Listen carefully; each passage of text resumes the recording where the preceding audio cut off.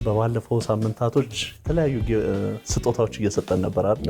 ስጦታው ቀጥሎ ዛሬ ደግሞ ቆንጆ ስጦታዎች እናበረክታለን።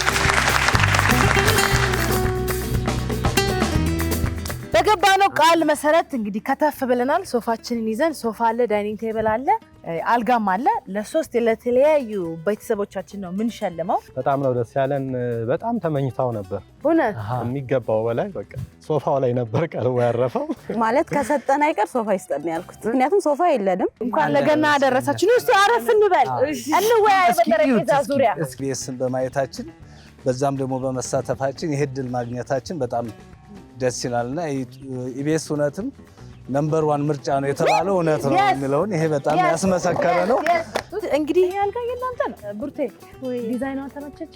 በጣም ተመችቶኛል። ታምራለች። በጣም አመሰግናለሁ። ያልጠበኩት ነገር ነው።